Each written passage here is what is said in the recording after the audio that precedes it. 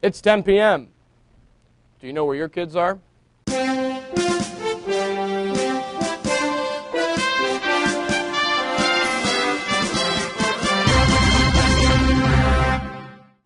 Well, hello everyone, I'm Marcus Zinn, and welcome to another edition of Mondays in Midtown. This past week, we sat down with Mayor Slay, the mayor of St. Louis, for an exclusive interview. Here's part one, where he talks about the Midtown development. Well, Mayor Slay, welcome to the Mondays in Midtown. Great to have you here. I'm happy to be here as well. You're a graduate of SLU. I'm not going to go into what year that was, but how has the Midtown neighborhood changed since you went there? It's changed dramatically. You wouldn't recognize it, literally. I mean, the whole Midtown area, the campus itself has improved dramatically. And it's more like a campus now than it was. Back in the 70s when I went to school there, it was more of a hodgepodge of buildings divided by a lot of streets, and there really wasn't any identity. You never knew when you were coming on to the St. Louis University campus and when you were leaving the St. Louis University campus. So in addition to the St. Louis University campus being much improved, the entire Midtown area has improved as well. Grand Center, for example, has really come alive in a big way. The Fox Theater, the Symphony, the Grandel Theater, the two wonderful art museums. We have the Pulitzer Foundation and the Contemporary Art Museum, and these are all the museums are relatively new additions to the Midtown area. Big Brothers and Big Sisters, the reopening of what was the Continental Building now is the is the Continental, it's a Continental Apartments students building. That live there, they love it. Yeah, so it's and across the street from St. Louis University, the old Coronado Hotel was vacant, and when I went there, it was a dormitory, but then it became vacant, and somebody came in and redeveloped all those, all within the time. All this stuff has occurred pretty much within the time that I've been mayor in the last 10 years. So just in the last 10 years, things have changed, but you can imagine how much it's changed in 33 years. Do you think there was a certain turning point for that neighborhood? I mean, I'm talking post everyone moving out to the suburbs in the 60s. Was there a certain turning point from that time in the 60s till now that the neighborhood's changed? Well, I can't pinpoint any specific incident or time where, it really made it turn around, but certainly St. Louis University's presence in the Midtown area and the improvements that were brought about by Father Biondi's leadership has, I think, really made a difference and really did create an environment and an anchor that helped Grand Center area come back around. And as a result, the area around there, whether it's, you're going east towards downtown has been connecting up with the Midtown area in terms of redevelopment in a lot of different ways. And certainly on the south end of the campus too, you've seen a lot of investment development. There's a new research center, and certainly west you have the arena, right. The basketball. Arena, that is absolutely beautiful. You're a fan of the looking basketball team around. Yeah. I've been to a few games, not enough, but we're gonna have a good season this year. Yeah, I hope so, and I know you will. But I'm just very pleased how everything has been developed, and I've watched it to an area that was very tenuous. When you walk down the streets at night to a place where it feels very safe, and certainly a lot of activity going on, and there's a lot of hope for even more development in the future. So you see some positive trends as we head into the next 5, 10, 15 years? Significantly positive trends. We have, even on the north side of the Powell Symphony Hall, with the Hope 6 redevelopment, we made sure that was a big priority of ours to take the low-income housing developments and make them into a more livable, sustainable communities for the people that live there. There were a lot of high-rise buildings that were not working very well for the residents, to low-rise, less dense areas that are more like livable communities. So that really helps too when you're anchored on the north with the positive development, and the east with downtown. West area is the Central West End, and the south area with South Grand area and Highway 44 and the South Campus of St. Louis University. All that together has really come back in a big way. Mayor Slay also talked about the Grand Bridge and the effects on the SLU community. Let's continue with Midtown, the Grand Bridge, the Grand Viaduct, whatever you want to call it. A big project. It's going to be closed for a year, and that kind of separates the two campuses. What will the new Grand Bridge do for the area? Well, first of all, it'll be aesthetically a lot more attractive. It's going to be designed in a way that's, I think, going to be better for St. Louis University and for the city. It'll also help make it easier to get from the north campus to the south campus and vice versa, and for people going from north to south on Grand Avenue in a whole host of transportation modes. We've got, it's going to be easier to walk, because right now it's not very pedestrian friendly. No, it's not. Bike, which is very difficult to do right now. And there'll be also a better transit station on there connected to that bridge that'll make it easier for people to get to and from the campus using the transit system, and it'll be easier for cars to go back and forth as well. And again, it'll be a much more attractive bridge. So I think it'll be nice for the campus. It'll be great for students. It's going to be a little bit of a problem, during the construction. How do you think students should adapt then for that whole year? And the Metrolink station is going to be closed for a year too. I mean, do the cities have any plans? Well, at this point, I can tell you that I don't know what the plans are, and I'm sure there are some on that specific development of that bridge. But I do think that it provides an opportunity for students to get out and get to see other parts of the city that they might not otherwise be able to see. Get out of the St. Louis U bubble. Traverse the city a little bit. Ride a bus. Ride a bus. Get to see the city a little bit more to find out, what's going on and what this is a town, a city they're going to school in. A lot of them are from out of town. What is there in the city that's attractive? If they got to know the city, I think they'll like it even more. And we'll have more of our exclusive sit-down with Mayor Slay in just a few moments. But first, it's crime time. And joining us now is Evita Caldwell, our crime reporter. Hello, Evita. Thank you, Mark. I continue my coverage of the September 2nd robbery incident on campus that has many students on alert. I had the chance this past week to sit down and talk with Roland Corvington, SLU's Director of Public Safety and a former top-ranking FBI official in eastern Missouri. Here's what he had to say regarding crimes on SLU's campus and the recent robbery. So, on average, how many reports are taken for on-campus criminal activity per school year or per semester? I can tell you that since January this year, our officers have taken about 100 reports. About 40% of those pertain to stealing, another 20% pertain to destruction of property. Okay, there was a recent on-campus crime in which a student was robbed. How does this incident coincide with previous on-campus robberies? There are very few on-campus robberies, and in fact, in this particular case, the perpetrator was arrested. Oh, good, good. Some students have complained that they have had issues with the timing of the safety rides and escorts. Some students have complained that they take too long to show up, and some have never showed up, forcing them to walk back to their dorms or their apartments alone. Is DPS aware of any such incidents? Have you all received any reports for that? And if so, what changes can or will be made to address the issue? We are aware of the issues, and we are working very diligently to improve customer service. Is there any extra advice you would give students who may be tempted to walk alone at night? If they can avoid walking alone, do not walk alone. Walk with someone else, walk in a group. Be aware of your surroundings. And as you heard, the suspect in the campus robbery has been caught. I'm sure students will now breathe a sigh of relief knowing that information. I think you are correct there, Evita. We'll be right back with more Mayor Slay. I acknowledge that we are all Billikens, regardless of race, religion, gender, age, ability, political affiliation, sexual orientation, and culture. Only by understanding and appreciating that we are all different can I truly recognize each person's unique value, contributions, and potential.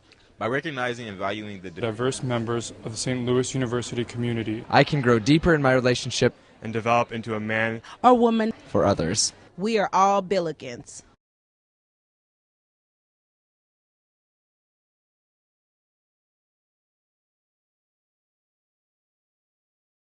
And welcome back. Well, we continue our exclusive sit-down with Mayor Slay. First up, the DNC. Switching topics real quick, what would the Democratic National Convention do for this city if it came in 2012?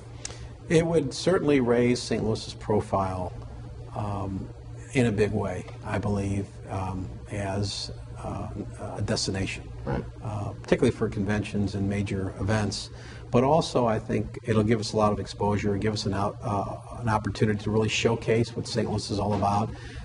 I can tell you that when people come here, they like our city, they enjoy it, they really are very impressed with the amenities that we have. We have some of the best cultural and entertainment attractions in St. Louis compared to cities all across America. And I'm not sure a lot of people know about that, but I think with the Democratic National Convention, it'll give us an opportunity to showcase all those things and then, again, raise our profile as a major city that can really handle big, high-profile events. Well, we had an interesting conversation on last week's panel about the earnings tax, and Mayor Slay had something pretty interesting to say. Since the earnings tax began in 1954 here in the city, has there been a noticeable effect of businesses leaving the city, heading toward the county, or heading toward other areas? Well, first of all, the city lost 60% of its population right. Since 1950. How much of that was attributable to the earnings tax is debatable. Certainly, we suffered the same, urban flight that other cities all over America have suffered.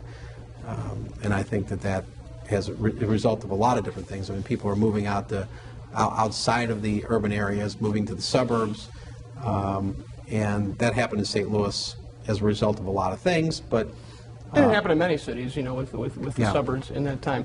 And just earlier this week, the city's comptroller, Darlene Green, came out with a statement saying the last thing St. Louis residents and visitors need is an ill-conceived ballot measure that puts a damper on all the city's development and job creation. Do you agree with that? Yes, I do. Mm-hmm. Well, coming up in November, are you planning to fight this in November? Well, first of all, I am not planning on fighting the November ballot. I think that it's a bad approach. I think the timing's very, very bad on this, but I am going to be leading the effort to keep the earnings tax in the city of St. Louis. So, but I think the better approach is to, and I'm very clear on this and been very consistent on this issue, that in the November ballot has been written to pass. Mm-hmm. It's been written in a way to pass. It says for anybody who doesn't have an earnings tax, you're not going to have one. So everybody in the state of Missouri, outside of the city of St. Louis and Kansas City, have the motivation to vote for this as a result of that provision in there. And then there's also a provision for the Kansas City and St. Louis people. They're saying, do you want an opportunity to vote on it? Well, certainly there is an incentive for St. Louis and Kansas City voters to say, yeah, we should be able to vote on this thing one way or the other.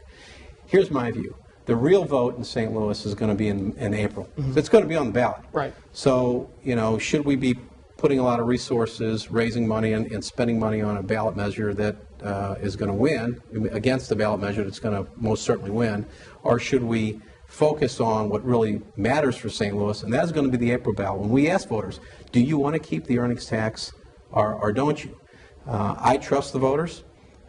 Now, having said that, whether I trust them or I don't, I still think the approach is the best way to do it, because this thing's going to pass and it's going to be on the ballot in April. So I think we should be coming up together with a campaign effort, a strategy, and we're going to be working on it. I'm already on record as saying I'm going to lead the effort in this area, and I'm already working on some approaches to make sure that the voters vote yes in April. That is, that we should continue the earnings tax. We cannot lose the earnings tax without a plan to replace it. There's no way we're going to have a plan to replace it by April.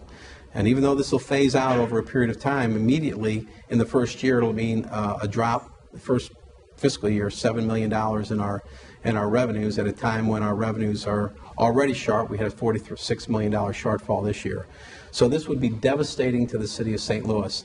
So those who are fighting the November ballot, and I agree, I think we're on the same page in terms of why this would be bad for St. Louis. Mm-hmm. But I think we disagree on the approach. I do think we're better off putting as many resources as we can on election where the people of St. Louis will be voting on it, rather than election where all the people all over the state of Missouri are going to be voting on it. And let's say hypothetically it does pass in April. What do you do? What does the city do? We want it to pass in April. I mean, I'm sorry, if the earnings tax is repealed, for that matter, in April, the voters say no, we don't want an earnings tax. What does the city do? Well, you know, I will tell you this: we're going to have to really slash our budget in a big way. It's going to impact public safety. It's going to impact our ability to provide city services in a big way. We're going to have to lay off a lot of people, firefighters, police officers, and a whole lot of other jobs are going to be impacted. Well, that's going to be a very big topic come November, and you heard from Mayor Slay come April as well. Well, to end the interview, I polled Tim Russert. Well, we might as well do the old Tim Russert style question. You going to run for a fourth term? Well, at this point, I am positioning myself in that direction. I'm enjoying this particular. Third term's always the best, right? Yeah, I mean, you know, first of all, I will tell you that, I'm in my third term now. I'm just in my second year of my third term. I'm still enjoying myself, and you know, the next election is in 2013. You always have to think about, running for another term. I think you always have to prepare yourself for that, and keep working hard, keep doing a good job, and I'm still enjoying myself. We'll be right back with the panel. We are all. We are all. We are all. We are all. We are all. We are all. We are all. We are all. We are all. Billikens. Billikens. Billikens. Billikens. Billikens. Billikens.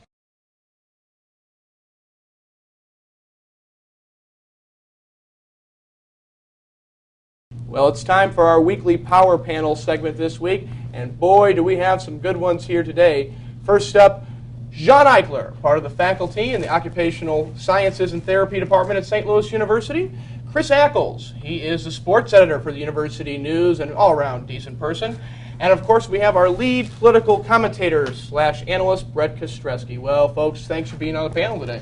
Thanks for having us, Mark. I appreciate it. Well, let's talk politics first. And Brett, over the weekend, on Sunday, the Tea Party organization had a movement of sorts, a rally underneath the arch.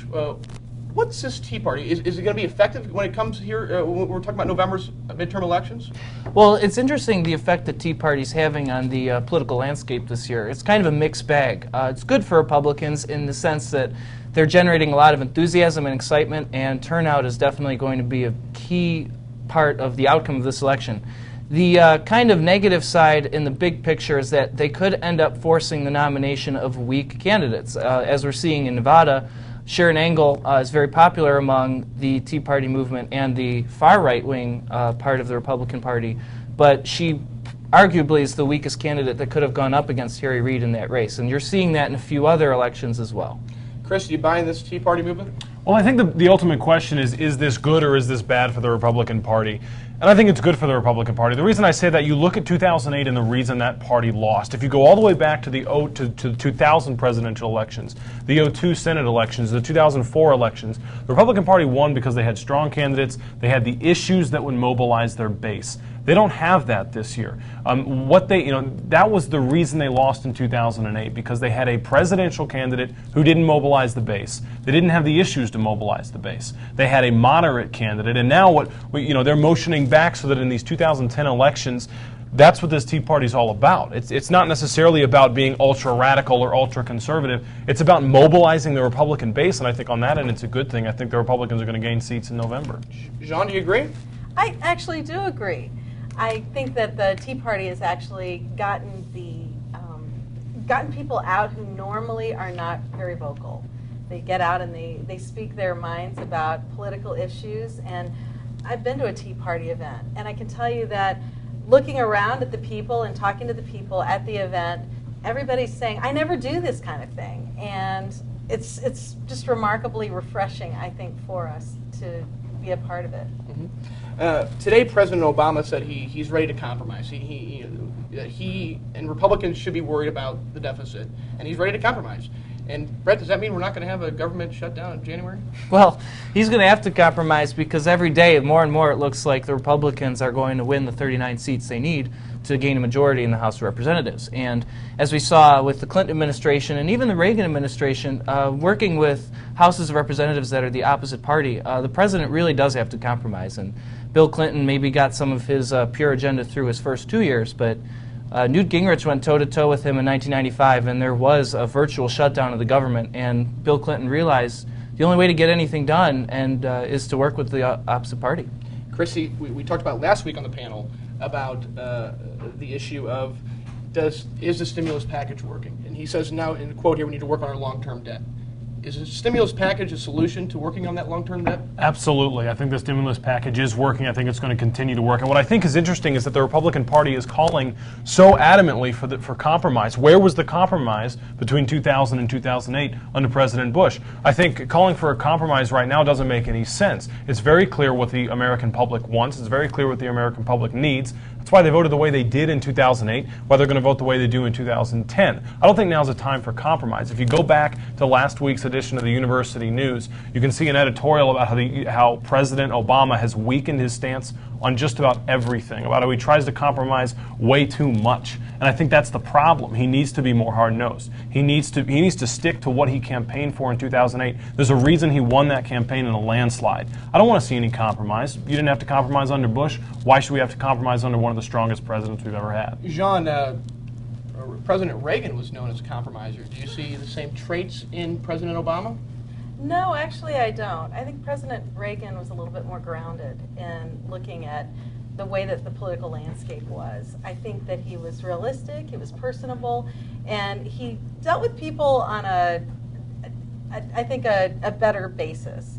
I think that Obama has an agenda. I'm not entirely certain what the entire agenda is, and he sort of plows through on what he wants to do and what his agenda is. I've got to commend him for keeping his pace and keeping his vision, but I think sometimes people get lost when they have a vision. They get lost and they lose the vision of the people around them. That's interesting. Switching topics now here to more local politics and local issues. Missouri's Attorney General Chris Koster came out today and said that the company, or the organizers bringing the Body World's exhibit to the Galleria will have to put a disclaimer on there saying that some of the specimens were at one time controlled by the Chinese police. Is that an important disclaimer, Fred? I think that's kind of silly, and I think a more important issue with this Body Worlds is maybe the appropriateness of it in the public domain, unlike maybe a museum. Now, I personally happen to think it's fine. I've seen the Bodies exhibit, and I can see where there might be concerns over how appropriate it may be for a locale such as a mall, but I do think it's okay, and maybe the disclaimer should be that there may be some graphic imagery ahead, but I think the idea of Chinese police having handled the material being presented is just ridiculous. Do you agree? I mean, Congressman Todd Aiken had a long rant and a campaign, really, not to have this exhibit come to the Galleria. Do you agree with Congressman Aiken, or do you agree with Attorney General Chris Koster that this is an important disclaimer? Well, I think the important thing to remember is that the concept of the exhibit, it's to be educational, and we need to do that in any way possible. And whether or not you have it in a museum, in a mall, wherever you have it, the idea of it is to educate people on the human body. Now, the disclaimer, not the disclaimer, does that affect the education? I think it can, because then you're getting into a completely different lesson of social justice. I think overall, though, I think the exhibit's a good thing. I think it's an educational tool, and that's a good thing. John, you've seen this exhibit. Is it a social justice issue, or is it an educational issue? I think it's a little bit of both. I think that we're dealing with social justice issues in China. If you look at the way that Americans respect the human body in terms of using cadavers. We have a medical school right here on campus, and every single one of those cadavers was donated to science by the person who willingly gave their body up for science. And that's a huge decision to make, because you have no control over that after you die. And it's a really thought out decision. The argument here is that the people in China didn't have that decision to make, and their bodies are on display around the globe. And is that appropriate or not? I don't think so. I also question whether the venue of a mall would be an appropriate place, given that you've got 2-year-olds in the mall and you've got geriatrics in the mall, and you know, people who may not be interested or may be traumatized by having bodies around the mall. So well, that's an interesting take. Well, Brett, Chris, Jean, I really appreciate you being on the panel this week. Thanks, Mark. Thanks so much for having us. Well, thanks again. Great panel as always, guys. And right now it's time for our newest segment, Lyles Corner. Whoa, it's Lyles Corner, boys and girls, come on down. You'll learn about cool things around the town. It's Lyles Corner! Hello, America. Chris Hansen is coming Wednesday. Did you know that? This is your opportunity to see Chris Hansen as featured on Dateline NBC. He's done journalism all over the world. In fact, his speech is called Changing the World Through Journalism. He's going to be in the St. Louis room on Wednesday, September 15th. Be there or be somewhere else. It happens.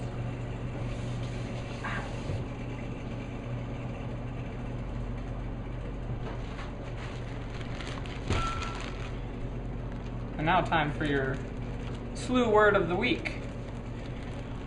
I was sitting in class today,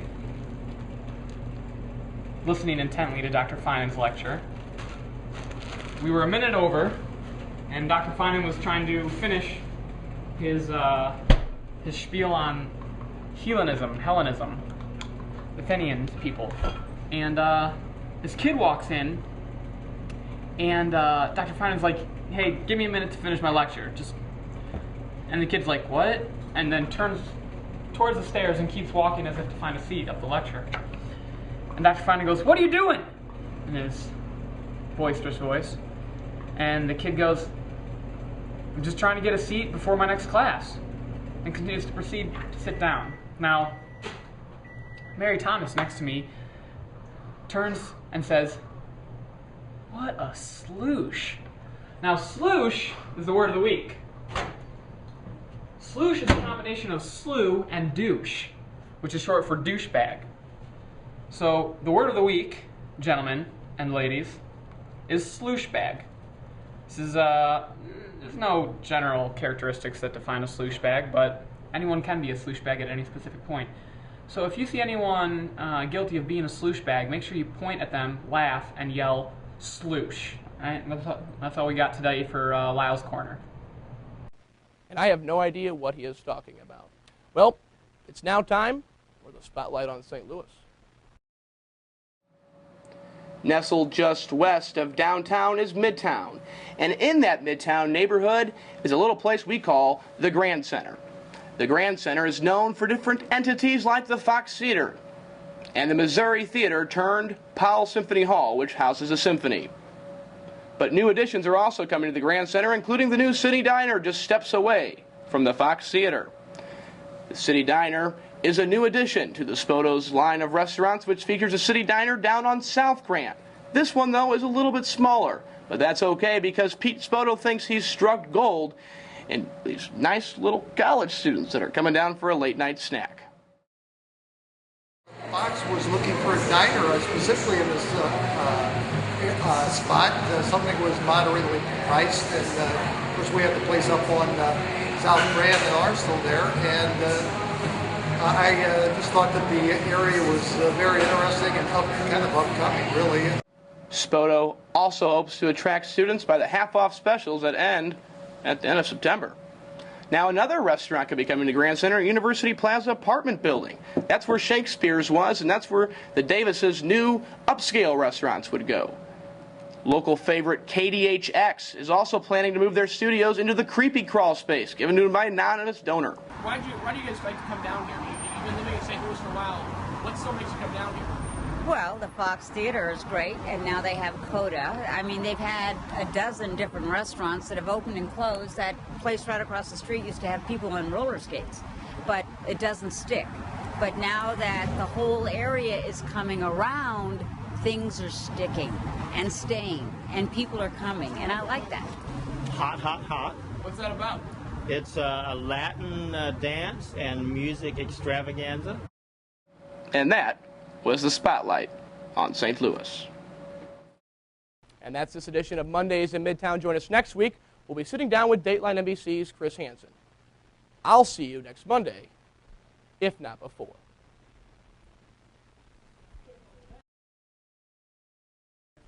Let's do edgy. Edgy. You ever watch the News Edge? I'm edgy. I can be edgy. I can be edgy. Where am I at? Where am I at? I'm on this camera.